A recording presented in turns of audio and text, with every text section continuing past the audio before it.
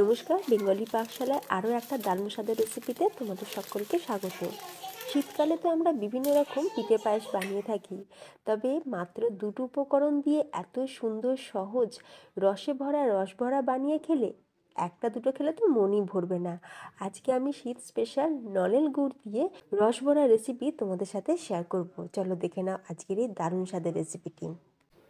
তাহলে দারুণ স্বাদের নরম তুলতুলে রসে ভরা রসভরা বানানোর জন্য আমি এখানে 300 গ্রাম বিউলির ডাল আগের দিন রাতে ভালো করে 3-4 বার জল দিয়ে ধুয়ে জল ফেলে তারপরে জলেতে ভিজিয়ে রেখেছিলাম।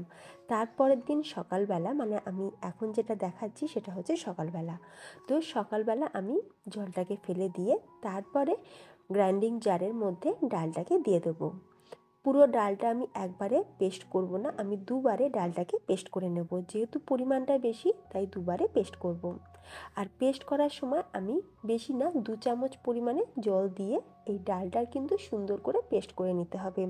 সারা রাত ডালটা ভেজানো আছে, যার ফলে ডালটা কিন্তু ভীষণই সফট।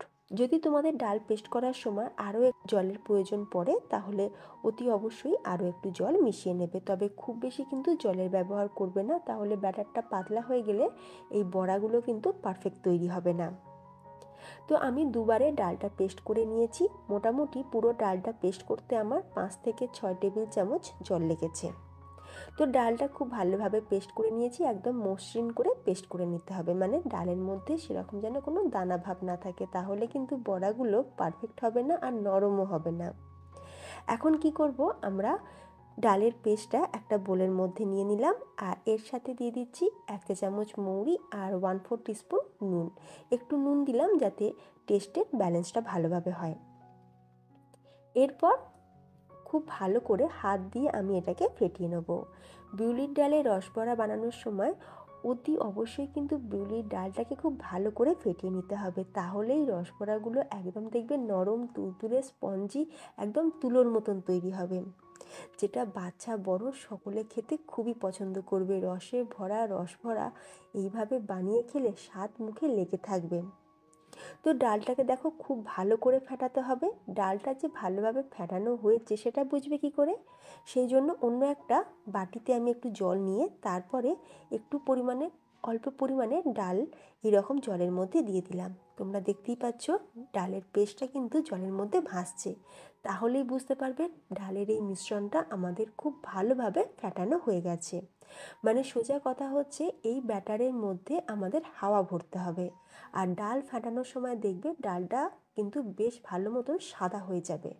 ডালটা পেস্ট করার সময় যতটা না সাদা থাকবে, ডালটা ফেটাতে ফেটাতে তত বেশি কিন্তু সাদা হয়ে যাবে। আর ডালটা কখনোই কিন্তু মিক্সিতে দিয়ে ফেটাবে না, চেষ্টা করবে হাত দিয়ে ফেটিয়ে নেওয়ার, তাহলে একদম পারফেক্ট রসবড়া তৈরি হবে। অন্যদিকে গ্যাসের ওপর একটা কড়াই বসিয়ে তাতে দিয়ে দিলাম 3 কাপ জল। তারপর এতে দিয়ে দিচ্ছি পাটালি গুড়। আমি পাটালি গুড় দিয়ে করছি, তোমরা খেজুরের গুড় দিয়েও কিন্তু করতে পারো। এখানে আমি খেজুরের গুড়ের পাটালি নিয়েছি, এখানে আমি বড় বাটির এক বাটি পাটালি গুড় নিয়েছি। এরপর জলটা গরম হয়ে যেতেই আমরা পাটালি গুড়টাকে জলের মধ্যে দিয়ে খুব ভালো করে মেল্ট করে নেব। গুড়টা যখন দেখবে খুব ভালোভাবে মেল্ট হয়ে যাবে, তারপর আরও 5 থেকে 6 মিনিট ভালো করে ফুটিয়ে নিয়েছি। এরপর সবার শেষে আমি এতে অল্প পরিমাণে একটু খেজুরের যে পাতলা নলেন গুড় সেইটা দিয়ে দিলাম। এতে করে এর একটা সুন্দর ঘ্রাণ থাকবে, আর আমাদের এই রসবড়া পিঠাগুলো খেতেও কিন্তু দারুণ সুস্বাদু লাগবে। আমি সবার লাস্টে পাতলা গুড়টা দিলাম, তাতে করে এর ফ্লেভারটা কিন্তু একদম পুরো রসের মধ্যে বজায় থাকবে। যদি আমি এটাকে দিয়ে ফুটিয়ে নিতাম তাহলে কিন্তু অতটা ফ্লেভার থাকতো না, তাই পাটালি গুড়টা যখন পুরোপুরি গলে যাবে তারপর আরও 5-6 মিনিট ফুটিয়ে নিয়ে তারপরে আমি এই পাতলা খেজুরের গুড়টা দিয়ে গ্যাসটাকে অফ করে দিয়েছি। রসটা তো আমাদের রেডি হয়ে গেছে। অন্যদিকে গ্যাসের ওপর কড়াইতে বেশ খানিকটা তেল গরম করে নিয়েছি, আর তেলটা গরম হয়ে যেতে আমি এখানে বিউলির ডালের বড়াগুলো এইভাবে দিয়ে দিলাম। ছোট ছোট করে বড়া দিয়েছি এখন, তবে এগুলো রসে দিলে একদম পুরো ফুলে টইটুম্বুর হয়ে যাবে। দোকানে ঠিক যেরকম আমরা রসগোল্লা কিনে খাই খেজুরের গুড় বা নলেন গুড়ের রসগোল্লা, সেই রকমই সাইজ হবে। আর তোমরা দেখতেই পাচ্ছ আমি কিন্তু খুব একটা বেশি ছোট সাইজ রেখেছি তাও কিন্তু না, মিডিয়াম সাইজ রেখেছি। এর থেকে বড়ও কিন্তু তোমরা করতে পারো, আবার এর থেকে ছোট সাইজেরও বানাতে পারো। তো মোটামুটি গ্যাসের ফ্লেমটাকে লো টু মিডিয়ামে রেখে আমরা এখন এই বিউলির ডাল বা কড়াই ডালের রসবড়াগুলোকে ভেজে নিচ্ছি। যেহেতু এর মধ্যে নুন দিয়েছি, আমার মেয়ে তো এই রসবড়া, এই ভাজা রসবড়া শুকনো শুকনো 2-3টে নিমেষে নিয়ে খেয়ে নিয়েছে।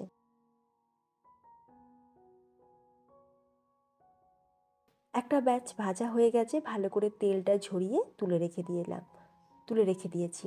তারপর আরও একটা ব্যাচ আমি ভেজে নিচ্ছি। তো ফ্রেন্ডস দেখো কত সুন্দর দেখতে লাগছে। খুব বেশি কিন্তু লাল করে ভাজবে না, তাহলে ভেতর পর্যন্ত রসটা ভালোভাবে ঢুকবে না। আমি ঠিক যেরকম রেখেছি সেই মতনই ভেজে নিতে হবে। দুটো ব্যাচ ভাজা হয়ে গেছে। আমি কি করলাম, এবার রসবড়াগুলোকে আমরা এই গুড়ের শিরার মধ্যে দিয়ে দিলাম। গুড়ের এই শিরাটা কিন্তু এখন ভীষণই গরম আছে, যেহেতু গ্যাস অফ করে আমি চাপা দিয়ে রেখে দিয়েছিলাম। তারপরে এই ভাজা রসবড়াগুলোকে গুড়ের মধ্যে দিয়ে আবারও আমি চাপা দিয়ে রেখে দেবো।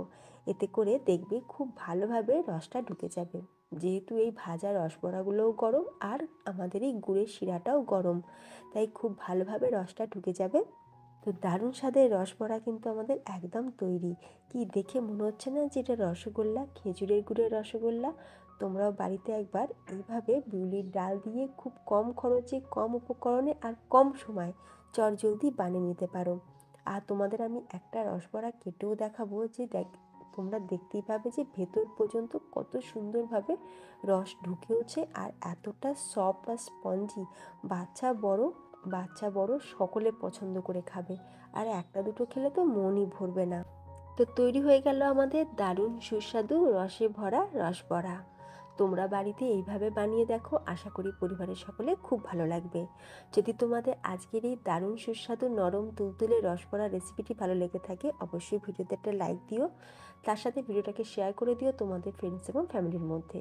যে সকল বন্ধুরা এখনও পর্যন্ত আমার চ্যানেলটি সাবস্ক্রাইব করে উঠতে পারোনি, তোমাদের কাছে অনুরোধ রইল প্লিজ চ্যানেলটি সাবস্ক্রাইব করে পাশে থাকা বেল আইকন প্রেস করে রাখবে আমার আগামী ভিডিও নোটিফিকেশান সবার আগে পাওয়ার জন্য।